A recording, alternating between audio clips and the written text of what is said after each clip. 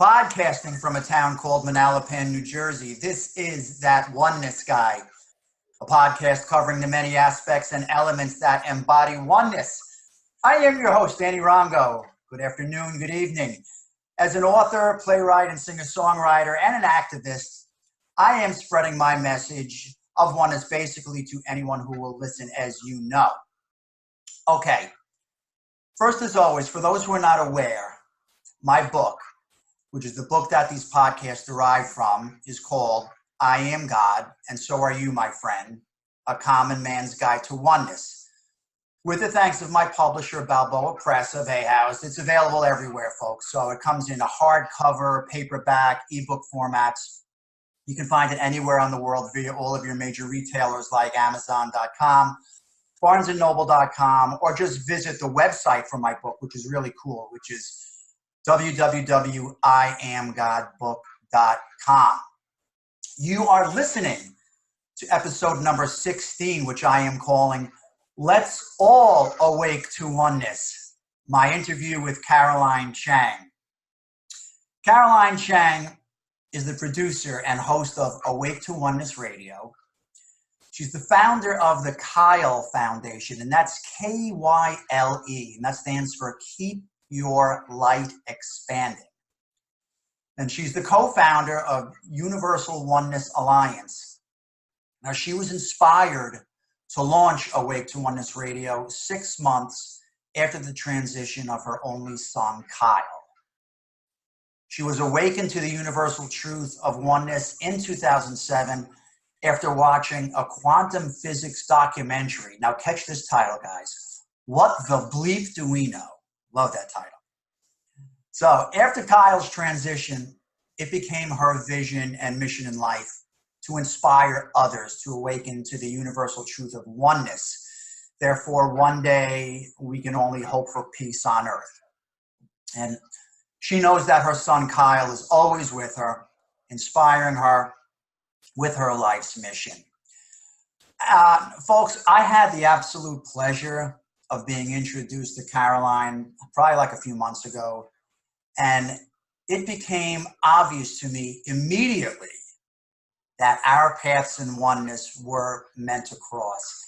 I can honestly say that I've personally never met anyone else who shares the same passion and conviction to unite us all through oneness. Because like when Caroline and I talk about oneness and share our thoughts to each other, we sense and feel the energies in our respective homes lift. And that's such a beautiful thing, a beautiful, beautiful thing. I was honored to be her guest on her radio show, which is called Awake to Oneness Radio, which is seen and heard around the world via her YouTube channel, which I highly advise you subscribe to. Just go to YouTube and search for Awake to Oneness Radio. And keep in mind, folks, that's the number 2, Awake, number 2 Radio. And that's where you'll find it. So, again, I highly advise it. It was such a treat to actually speak to Caroline and all the folks who follow her and to share my thoughts and my message of oneness. And so now, obviously, I get to return the favor, as they say.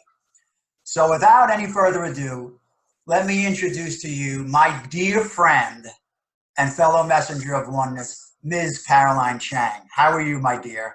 Thank you, Danny, so much. I'm so honored to be your guest this evening, and you're so absolutely right. It's such a joy to meet someone who truly understands oneness at the core level, at the heart and soul level, not the head level, not the intellectual level, because there are a lot of people out there talking about oneness intellectually. Yes. But to really understand it and know it at the core level, it's a different thing. And you are one of those, my brother in oneness. That's right, Caroline. Thank you so much. And we have so much to talk about. I want all of my listeners, like to get to know you. So I'll tell you what, because I've heard the story before, and I know that my listeners will actually love it. So share with my listeners again how you came to find oneness. Okay, well, basically, as a child, I was sent to Catholic school, like many of us have in Jersey. We're both Jersey. I'm a Jersey girl, you're a Jersey boy. And my father sent me to Catholic school for a better education. We weren't even Catholic. But back then, we're talking the mid-60s. Get a better education, you know, you would send your children to parochial school. So we had religion every day in school. And at 5 years old, 6 years old, the concept, the dogma of Christianity did not resonate with me. It just seemed like this is not right. And I was just a child. And my parents were, my father especially, was very strict. So he's like, children are to be seen and not heard. So I couldn't say, well, I'm not feeling what they're teaching me in religion class. I just had to keep that all in until I got older. And I actually was introduced to a book by a guy I was interested in at 15 years old, my first crush. He was into making money. He was 19, so he was too old for us to date. There was no way we could actually date because of the age difference. But he said, why don't you read this book? Check out this book, Think and Grow Rich by Napoleon Hill. Now, I was never, honestly, my whole entire life, it was never for me about making a bunch of money just to have money. For me, what interests me in that book, it said our thoughts create our reality. So at 15 years old, that was the first time that idea was ever introduced to me, and it was really like a game changer. That was that aha moment, right? Yeah, it was an aha moment at 15. Yes. And so I'm like, wow, it's very interesting. So, but I still didn't, you know, it sounded good, but it still didn't resonate. I mean, you were young, and you were working with it, but it struck a chord with you, right? It struck a chord. Struck a chord. So then to go on, I got married very young, not to him, but to my. I was going to ask. Good point. Not to him. No, not to him, because I actually married. I was too young at 15. I wasn't allowed to have a boyfriend. So, but I married my first boyfriend at 17. So, so after I got married, I was raising a family. I went off to college, got my degree, raising a family. You know, I kind of put all the metaphysical and spiritual stuff on the back shelf to raise children. But it still stuck with me. You know, I still wanted to understand why we are here. Kind of the question everybody has, who we are and why we are here. Yeah. So that kind of always was in the back of my mind. So like you said, in 2007, I came across What the Bleep Do We Know?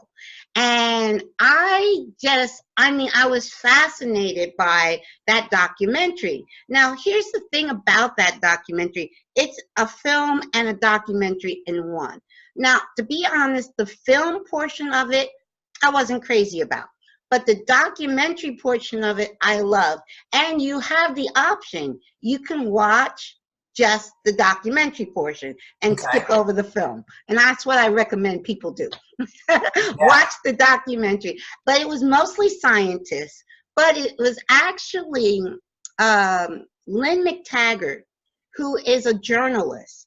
And she said one sentence that totally woke me up, was my real aha moment, was when she said, the biggest problem in the world today is the illusion of separation. Separateness, yes. And I really got it. I'm like, yes, from in here, in the heart, not the mind, but the heart, something inside me woke up and said, yes, we are all one, not just us people, but everything, this computer, this desk, the walls, the house, the tree I'm looking out, it's all one thing. There is nothing separate from God. All is God. Everything is God. It's all interconnected and interdependent. And I understood this was the first time I understood what holographic meant, which Rumi says, you're not a drop in the ocean. You are the entire ocean in a drop. So each of us is all of God. That's so beautiful said. Yeah, that's beautifully In said. a drop. I love that about the ocean. That's a great metaphor. Yes. And so when I got it, like I said, it was something inside of me that woke up. Mm-hmm. And when I got it, I was like, why doesn't everybody get this? This is not complicated. Yeah. This is not rocket science. This is easy to really understand. And science has been telling us this now for over 100 years. We're talking about quantum physics.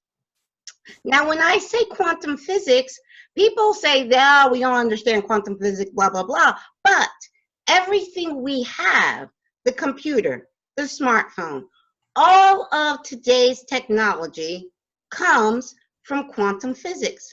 Mm-hmm. It comes from the fact that everything is unified. There's the unified field theory. Everything is connected. We would not be able to communicate via Zoom right now if the truth of oneness wasn't in place. Yep. So and science has been telling us this now for close to, over 100 years, and it's not mainstream science yet, which it should be. This should be taught in elementary school. But, and once we understand that there truly is no separation, that we are all one, that will solve all of our problems. Absolutely. Yes, there will be no more war. There'll be no more crime. There'll be no more poverty. There'll be no more hatred and all of this bigotry and all of this stuff we go through, especially now in our country. America is very polarized. It is. So separate. And there's no need. It's just, like I said, to me, it's not rocket science. It's very easy to understand. And everything speaks of the truth of oneness. All religion at the core speaks of oneness. Stem from oneness, yeah. Yes. Ancient wisdom, spirituality, religions, science, everywhere you look, it talks about the oneness of all. Yeah, right. And that's such a beautiful way to put it too, Caroline, because like some of the discussions that we've had, to us, it like seems like a no-brainer. Like, why can't everybody get on board? Why doesn't everybody realize this?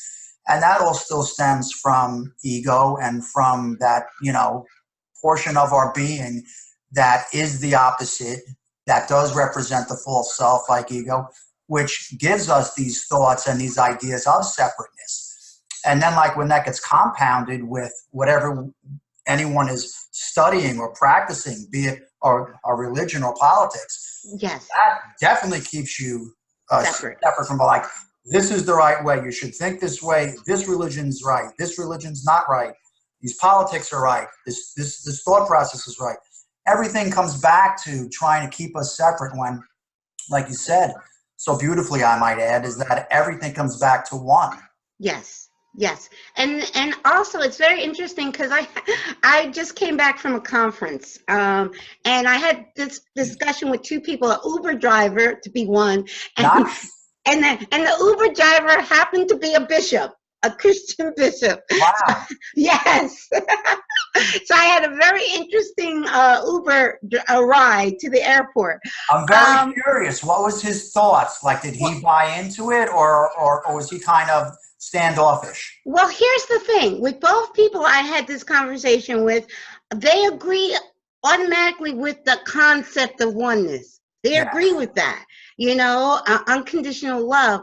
But then when you say to them, well, if people have different ideas, I'm thinking everybody sees the world differently. Mm-hmm. And we are supposed to see the world differently because we are unique divine aspects of God. So key word there. Yes. Unique. Yes, unique. That's the key word. Exactly. So we are going to, even if two people will not be identical. I mean, they can agree on one or two things, but no two people are going to be identical. Like no two snowflakes are identical. We are unique divine aspects. So we're going to have different viewpoints. And that's the way it's supposed to be. Yes. But a person could have a totally different viewpoint of mine. I mean, even I can have a sit down with a KKK member. You know, I'm of brown complexion, you know, and they don't like us for some reason, but hey, that's, you know, but I can actually sit down.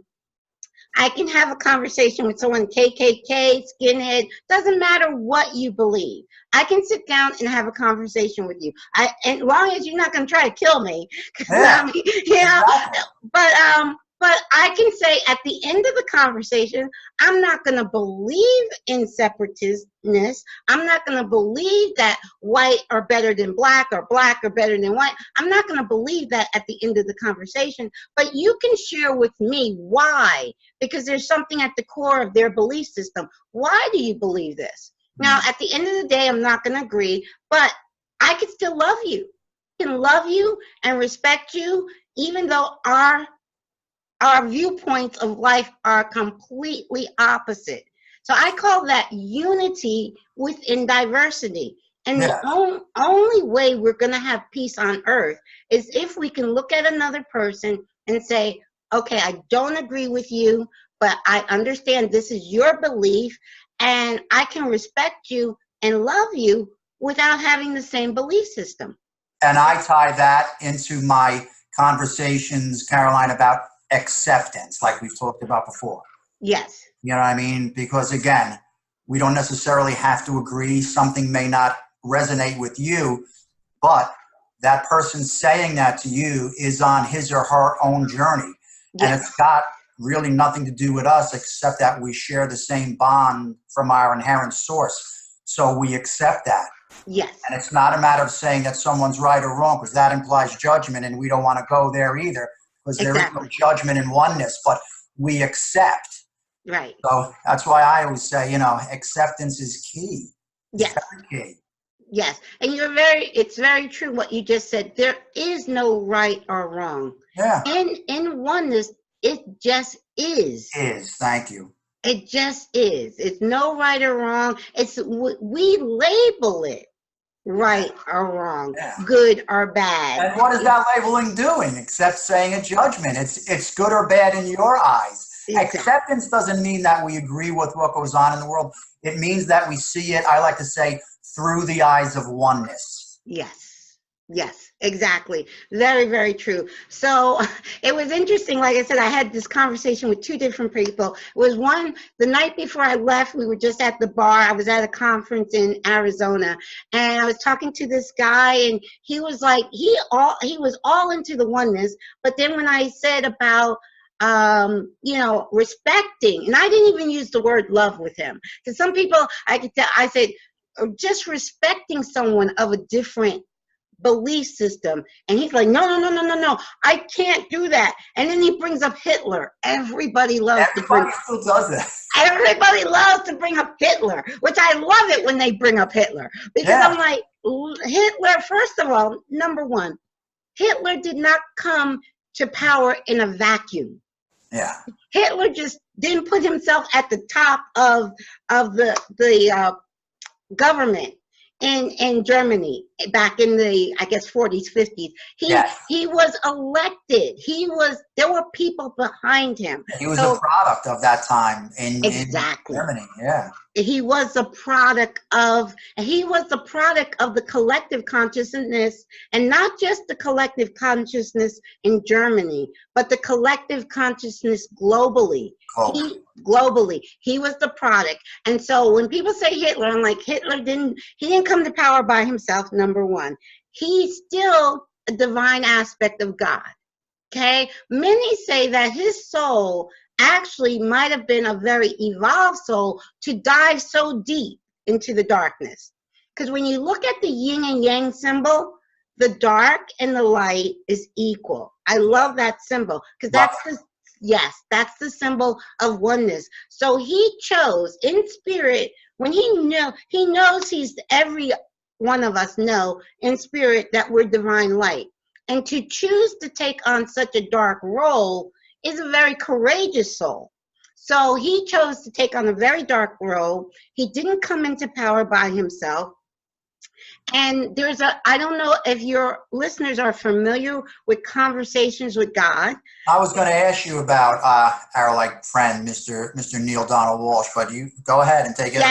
Yes. In Conversations with God, in book 1, chapter 1, it says, if Hitler went to heaven, and in the understanding of this, you will understand all my teaching of the whole book. So understanding Hitler went to heaven because that's all there is. Because that's all there is, and people cannot grasp that. I'll be honest with you. I don't know if I'm as brave as you, Caroline. But there are so many times when like people throw up that like Hitler card into my face. And I know the truth of it, but sometimes I just choose not to get involved with, like, when I explain to people that he wasn't doing anything wrong in his mind, in his being, in his life. He was not doing anything wrong. For us to say otherwise doesn't make sense, because to what we just said that preceded this was life just is, and acceptance includes accepting everything. Do I agree with what this man did, what this being did to hundreds of thousands of people? Absolutely not. Of course. But for me to judge it as bad, then that's just my ego taking control. That's all that is. Yes. I don't agree with it, but, yes. And it's so hard for people to understand that. And then especially if you say, well, he's in heaven right now. How could he be in heaven right now? Because there's no judging, and God isn't up there judging and saying, okay, you did this down there, so guess where you're going. That's a fallacy. That's some of the fear-based thought processes that religion's put into play. Yes. So, yes. And I love what you just said. He did what in his own mind, in his ego mind, in his own mind, he did the best he can do in his mind. That's true about the 7 billion people on the planet. The 7 billion people that are on the planet today, everyone is doing the best that they perceive from their viewpoint they can do. Now, if a guy commits a crime and steals something, in his mind, this is the best he can do. This is what he needs to do to survive. If he's doing it for a reason, if he's trying to feed his family, or if he's just a burglar or whatever, in like his mind, he's going to justify it. Yes, exactly. And it's his journey. It doesn't reflect anything on me or you. Exactly. And when you realize, but then when you go, because I always look at everything from the spirit perspective. I know I'm still here in the physical. I still have this spacesuit I'm wearing. Because we're not our body. It's just a spacesuit we're wearing. I love that too. I got to start using that. I'm going to steal that from you, my friend. Because you're more than welcome. Folks. We're floating through the cosmos, and here's your spacesuit. Yes. Perfect way to put it. That's so cool. I love that. Yes, and to get around in this reality, we need a spacesuit. So I put on this spacesuit, but I'm looking at from my soul perspective. Okay, I, number one, chose this life. I'm creating it. Nobody is doing it to me. I am creating my experience through me from my higher self, from my soul self. And we all are. I know a lot of people like to play victim and play the blame game. Oh, it's my parents' fault. It's this person's fault. It's pointing outward. But I love too, when you point one finger out, there's 3 fingers pointing back at you. So it's, yes. I don't think I'm taking from you. You can have it, my friend. Yes, when you point one finger, yes, there's 3 fingers pointing back at you. Yes. And when to me, it's really so freeing to own your creation. To me, I'm saying, I'm creating this. This is a dream of my own creation, and I own it. And when you own it, so if I don't like it, I have the power to change it. Yes. So you either everybody has a choice. You can be a victim of life, or you can be the creator of life. I know we're all creators, but some people like that play that victim and say, no, it's so and so, it's everybody's fault but my own. And so when you get in that victim mentality, a lot of times if you're hurting people like to hurt others. Yeah. So that's what but I believe it's very empowering to own every aspect of your life. And the perfect example is that of that, I should say, Caroline, is that how many times of some of these recent, mass shootings that like we've been hearing and seeing about that are just, Yes. really infecting our world and our society. But how many times do you hear that it was from someone who was either bullied or harmed to some degree? And to your point, yes, what do these people do when they are harmed? They in turn, put that thought process out and harm others, unfortunately. But that's a really good point, especially towards our society and the kind of trouble that we're in nowadays. Yes. Also, the other thing, looking from it from the spiritual perspective, let's go back to our friend Neil Donald Walsh. Yes. He wrote a wonderful children's book that I recommend every adult read. It's The Little Soul in the Sun. And in that book, it explains when we're up in heaven, well, call it heaven, in spirit, whatever terminology, but before we incarnate, we're there and we actually ask other souls to help us remember who we are while we're here. And we ask them to actually do certain things to be mean to us so we can remember. So, and this is very hard to understand from the human perspective. Everything that happens to us, we planned. So if we get killed, if we get raped, if we get attacked, we planned that. And we actually asked in spirit, asked that soul to do it. So it can help us remember who we are. I know it's like the people are probably listening to this and saying, Danny, where'd you find this kook? No. But folks, everything that Caroline is saying here, our objective here is I put it two ways. It's not just to remember what we are, but I like to separate the two words, remember, so we can remember with our oneness and our wholeness. Exactly. But Caroline, that is so spot on. Yes. I've read, certain books that touch on that whole thing about prior to coming here, how we do set that up. In fact, I remember specifically Sylvia Brown books, who was a very well-to-do medium. Yes. He wrote dozens of books, but she used to speak of that a lot, about what we do on the other side prior to coming here, because she was always able to channel her specific point person per se, and she did speak highly of that too. But it blows my mind thinking about it, but it just makes perfect sense when you take a step back and it's like, okay, this is a stage. Yes. We're on the other side looking at it and say, okay, what do I want to do? What do I need to do? What do I need to accomplish? So we have these conversations, we have these telepathic kind of conversations on the other side with our other spirit souls over there, and we put this in place. Yes. And she also said too, which is something that I'm sure that you know, that the individuals who choose to come here as severely handicapped or incapacitated at any point, those are the most brilliant of souls, because they choose to take on challenges like that.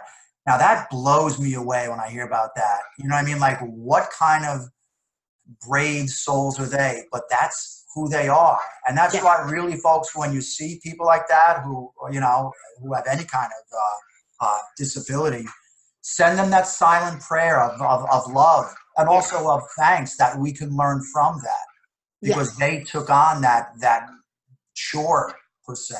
Yes, very, very true. And in truth too, everyone that's on the planet, we all have equal responsibility to the planet, meaning we are all here for a divine purpose, and it's a unique purpose. Even you wonder, well, how is the homeless man, sleeping on the park bench, contributing, but he is. Like when you know, each of us in our our our part in the soul, in the oneness, in the all that is, our part is equal. Doesn't matter what's in your bank account, doesn't matter, you know, if you were born a royal, it doesn't matter if you were born in the worst of poverty. Each of us has a role to play to the one. And if we don't do what we came to do, that piece is missing, because nobody can fill that space but you. And also, you touched upon karma. Like we choose, we write the script. We decide to come back as a woman or a man, black, white, poor, rich. We write the script. And we write the script because we look at our karma. Karma is balance. So after we leave this incarnation, we look at our life, we look at our soul review. And then we can say, we feel exactly how our actions or our words hurt another person. And so we're like, oh my goodness, I have to go back and make that right. So we are saying we have to go back. No God is saying you got to go back and make that right. You yourself said, I want to go back and make it right.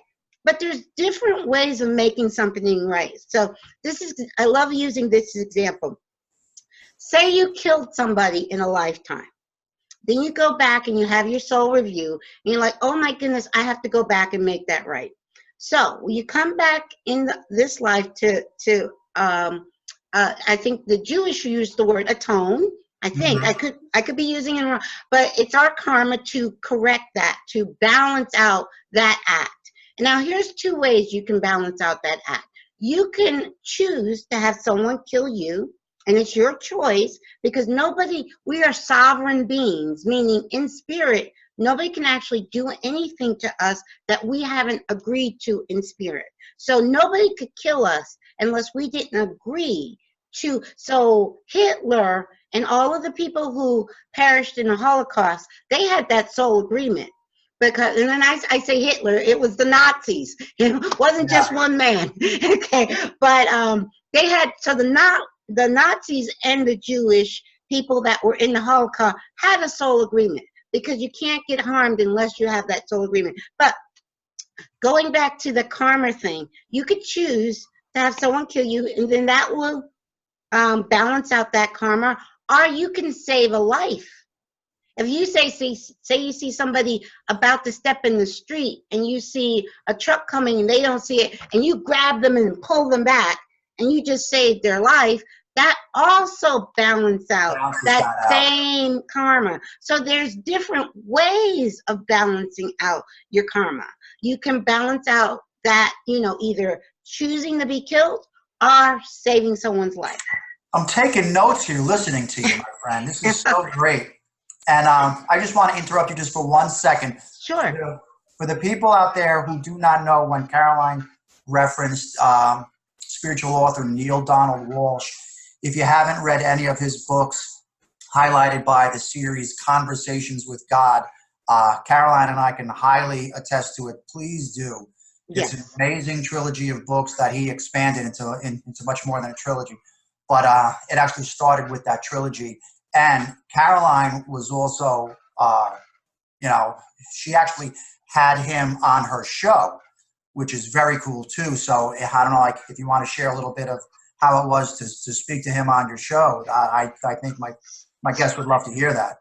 Well, it was amazing. It was wonderful to speak to him and to have him as my guest on Awake to Oneness Radio. And it's funny how that came about, because I was actually, for a couple of years, I was assistant. One of Neil Donald Walsh founded a nonprofit organization by the name of Humanities Team, and the mission of Humanities Team is to awaken the world to the universal truth of oneness, just like my radio show. Now, how I got in touch with them is I had the director, Steve Farrow, as a guest on he was like one of my first guests. Was Okay. Steve Farrow. And then Steve needed an assistant, and I became Steve's executive assistant. And so I was producing shows for Humanities Team, and Neil was on the show, and in the green room, as we call it, he's like, well, how did you come to Humanities Team? Wow. And I said, well, Steve Farrow was on my show, Awake to Oneness Radio. He's like, well, why haven't I been a guest on your show? That's great. I love that. And I said, of course, Neil, I want you as a guest. So cool. That was so cool. Yes. Yeah, because again, folks, check it out. You can just like Google Neil Donald Walsh, WALSH. And he's a great mind, but speaks our inherent truths, and he's just a lovely man. And, yes, he is. I hope to meet him one day. Him I have not met. So. Yes, I haven't met him in person, even though I worked everything I did for you. Well, when you had him on your show, that's pretty. Right. That's just about the same. Yes. But I would love to go, especially I think he's in Oregon, which is beautiful. Yes. I've never been. Maybe we could go together. Wouldn't that be cool? Yes. That would be awesome. Short, right? Yes. Yeah. Yes. I also wanted to ask you too, because I had the pleasure of watching your most recent presentation, which was at the Unity of NEPA, which stands for again. Northeast Pennsylvania. Okay, and you gave a presentation entitled "The Solution to All the World's Problems." So, tell my friends about like that experience, who you spoke to, and then about your presentation itself. Okay. Well, Unity of Northeast Pennsylvania is located in Wilkes-Barre, PA. And I had visited there a couple of times years ago, and I know that Unity itself, actually I don't think they use the word church anymore. It's Unity Spiritual Centers.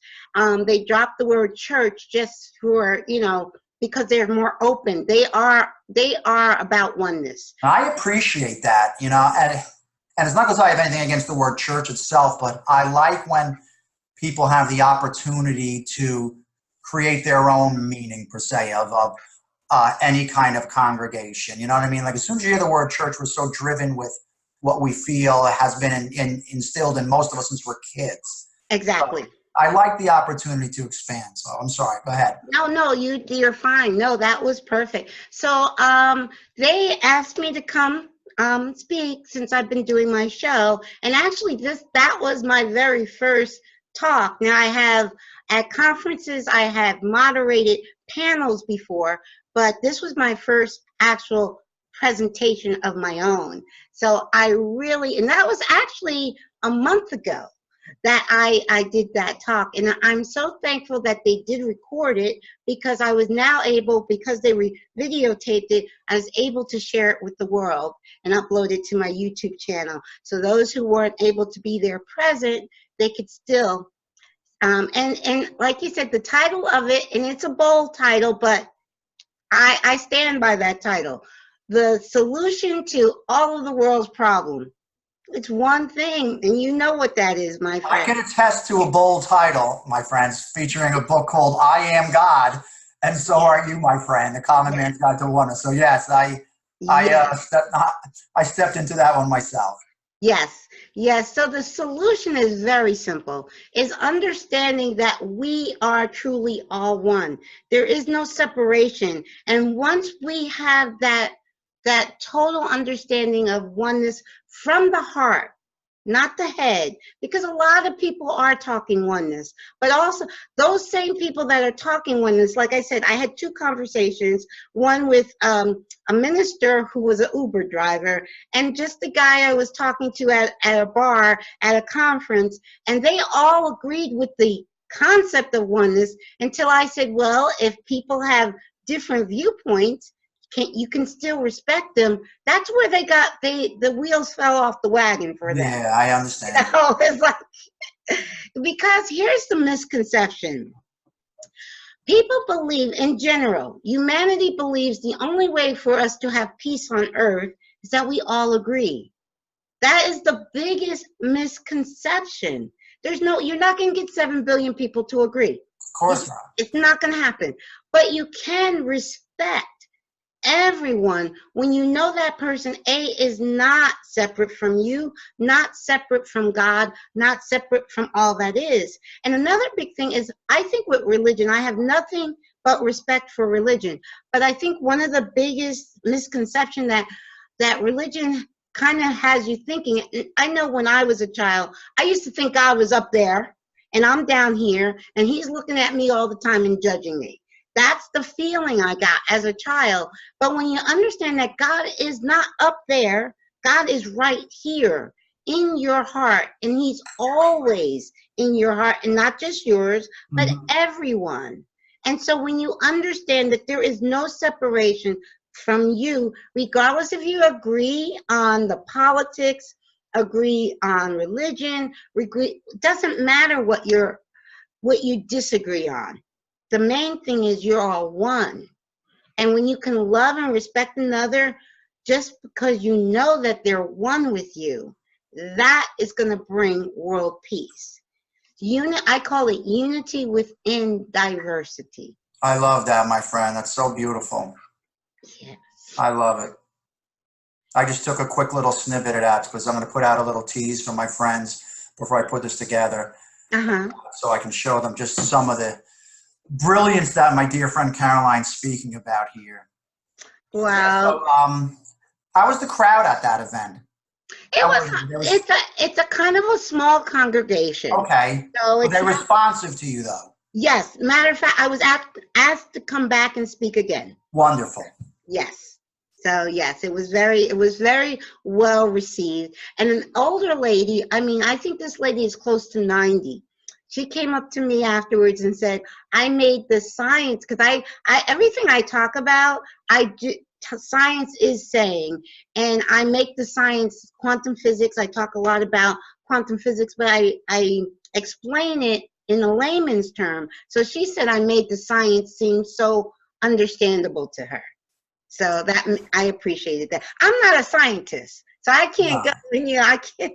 But sometimes I love scientists, but sometimes they can make it seem a little complicated. Daunting, to say the least, right? Yes. I enjoy, like, when they speak in layman's terms, like when, I think on our last discussion, how we spoke about some of the quotes that Einstein said, and especially about oneness, when he refers to our separateness as a delusion.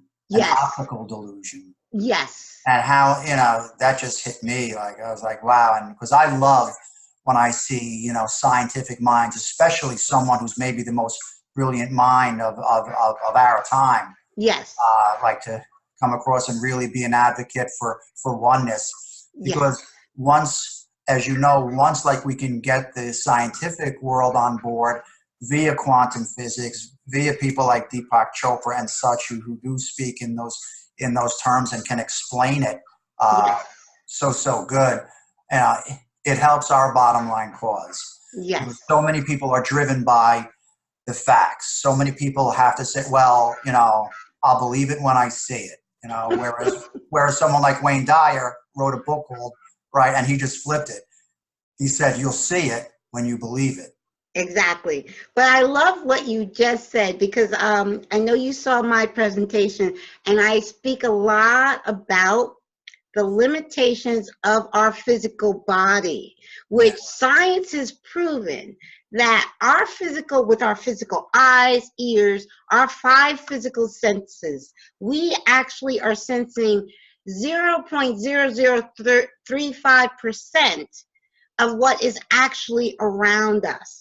So for a person to say, I only believe what I see, they are discounting 99.9% of what is around them. And this is science. Think about it, right? Yes, this is science. But yet there's like the proof we get every day, like what Wayne Dyer said too, and my listeners know that I do use him a lot. He is my guru, but he says, how do we know electricity exists? Take out turning on the light, but how does it work? How do we just assume it works, right? How do those currents get there? How Right. does electricity work? Everyone's going to say, well, you see a light go on. No, I'm not talking about the light bulb. How does it work? We Right. don't see it, but yet we understand it, or we assume we do, and we believe it. Right. Sound waves too, right? Light, light and sound waves. We don't see them. Right. It's all, I mean, there's waves, there's gamma rays, X-rays, there's all kind of waves Yeah. that we can't see that are all around us. And in 7th grade now, it was another aha moment for me in 7th grade when my science teacher said, nothing is truly solid. You put anything under a high power microscope, what do you see? This table, anything. Yep. You see tiny moving particles we call atoms. Vibration. And vibration. And inside an atom is 99.9% empty space. So the particles that make up matter is empty space. Well, we come from nothing, and then we return. Yes. Nothing. Exactly. That's why I say there is truly no difference between the spirit realm and what we quote unquote call the physical realm. It's just denser. This physical realm is very dense, and that's why it appears solid. But it's no different than the spiritual realm, which is a higher vibration and very lighter. And what Caroline's saying there, folks, like when she says denser, she's referring to slower moving vibrations. Exactly. Everything is vibrating, as she alluded to. Everything is in motion. Everything's moving. But we, as in the physical, are that much slower, which makes sense. Exactly. Exactly. It's very low vibration. Slower. Yes. Even and a rock is moving that much slower than we are. Exactly. Even a rock, everything has life because everything is moving. You put a rock under a high power microscope and you're going to see nothing but moving atoms. So it has life. And it's just very slow moving and very dense. So it's all about density and vibration. My dear, yes.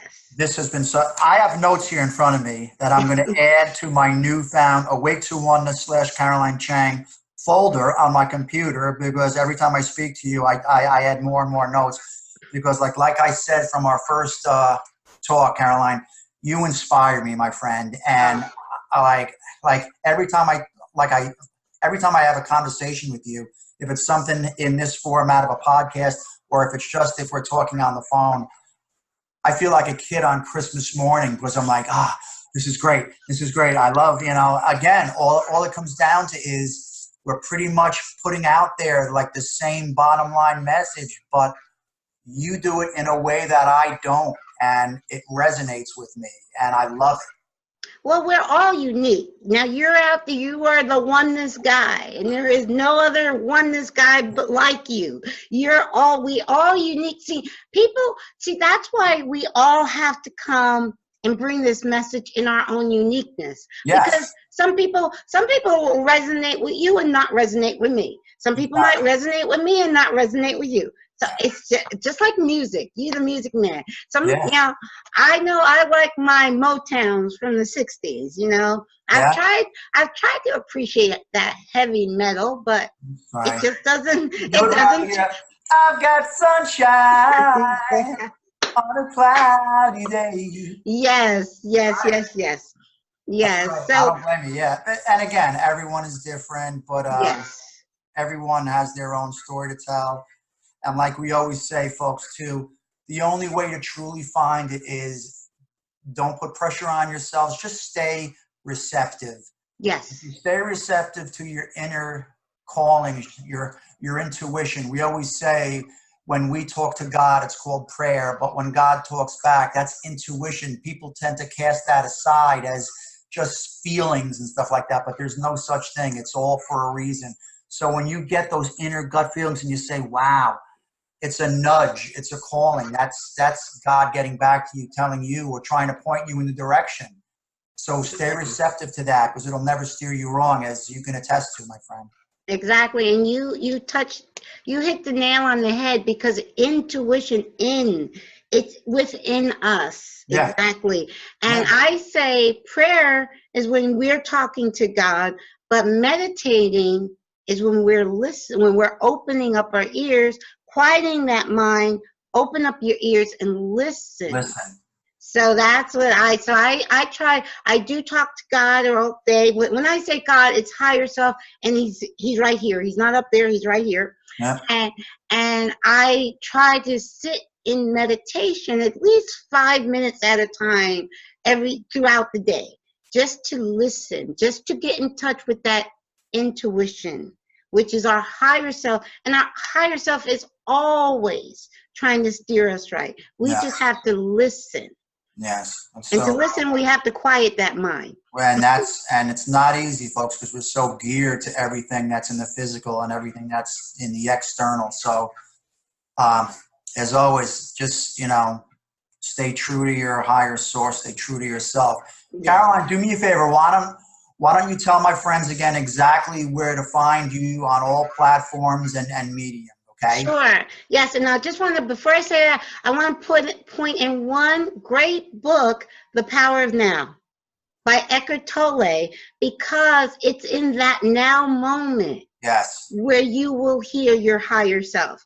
You're not going to, if your mind is worried about the past or worried about the future, you're not going to, it's in that now when you still your mind and you stay present. In that present moment, you can hear your higher self talking to you. So another great book is The Power of Now by Eckhart Tolle. But you guys can find me. I am Awake, the #2 Oneness Radio. I'm on YouTube. I'm on Blog Talk Radio. I'm on iTunes. I'm on iHeartRadio. I'm on TuneIn. And almost everywhere you can find a podcast, you can find my podcast. Okay, folks, hopefully, plus this is going to be on YouTube. So, and if it's my podcast on Buzzsprout, you'll be able just to pause it and then just go back if you want to write any of that down. But I highly advise it. So, Caroline, all I can say is thank you so much before I officially sign out here. But it was wonderful. Like I said, I'm inspired. I'm always inspired speaking to you. So thank you again. And so to all my friends out there, thank you again for listening to the podcast that I'm calling That Oneness Guy. This has been episode number 16, one that will stay very near and dear to my heart, as I call it, Let's All Awake to Oneness, my interview with the one and only Caroline Chang.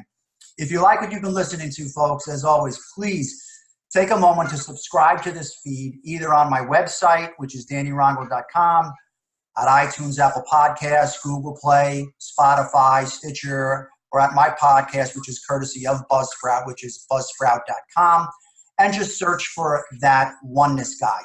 And also, as you know, as an extra bonus, this podcast has been added to all of your smart home devices, so all you need to say is, hey Alexa, or hey Siri, play That Oneness Guy to listen anywhere in your homes. As I always say too, folks, follow me on Twitter, Instagram, and Facebook so you can stay in touch with all things oneness, and especially my book, the one that these podcasts derive from. Again, I Am God, and So Are You, my friend, A Common Man's Guide to Oneness, which, as I mentioned earlier, is available everywhere. And the website to my book is just iamgodbook.com. It's really cool. It's interactive. If you haven't seen it, folks, check it out. I have blogs and videos and pictures, and a section where you can add your email so you can join in on the conversation with me. And finally, again, if you live in New Jersey, many of you know that I've been having some book signings here, which I've been loving throughout the state at various Barnes and Nobles. What I'm doing now is I've added a special section to these book signings now, making it more of a performance event. What I'm doing is I'm starting with like a half-hour segment where I'm speaking and in turn singing. Kind of those who know me like my musical, The Phone Call, which is a musical to inspire oneness. So I'm taking a page out of that. Not anything too long, just a half-hour little kind of performance, and then I follow that up with the website, with the book signing. Now, my next one, so you know, of that will be Wednesday, October 9th at the Rutgers Barnes and Noble, which is located on the campus of Rutgers University in New Brunswick, New Jersey. I'm really excited, and I'm really grateful to the people from Rutgers who are putting this together for me. So, as always, my friends, for now, again, please stay in touch for my next show. And as you know, as always, I send you peace, love, light, and continued oneness. Namaste, and thank you, my dear. So let this message tell you there's nothing left you can do. You just love. Just love. Just love.